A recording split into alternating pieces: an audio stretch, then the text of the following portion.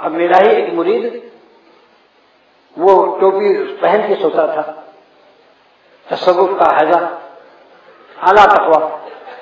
شیخ تو ٹوپی اتار کے سوئے اور مرید ٹوپی پہن کے سو رہا ہے کہ یہ ٹوپی پہن کے سونا کوئی بڑی عبادت ہے. جو تو آپ سمجھ لو کہ اگر مقتدی کا مصلی امام کے مصلی سے آگے ہو جائے تو نماز ہوگی.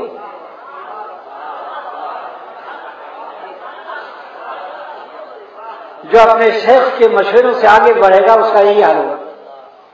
پھر اب وہ آئے ہوئی ہیں آج کل وہی ٹوپی والے، ان کے ابا نے بتایا کہ ابھی لڑکا ابھی حافظ ہوا ہے، ابھی داڑھی موچھ بھی نہیں، ٹوپی پہن کے سوتا ہے.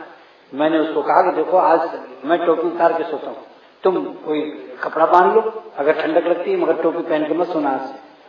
اور یہ بھی معلوم ہوا کہ اگر ذرا بھی کہیں بجلی جلی رہ گئی، بجلی جلتی رہی، اسراف فضول خرچی ہو گئی، تو اب توبہ پر توبہ اتنی رکعتیں پڑھے جا رہا اور روئے جا رہا.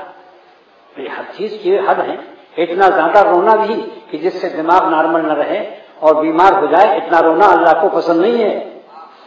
اللہ کو اتنا ہی رونا پسند ہے کہ جس سے صحت بھی ٹھیک رہے.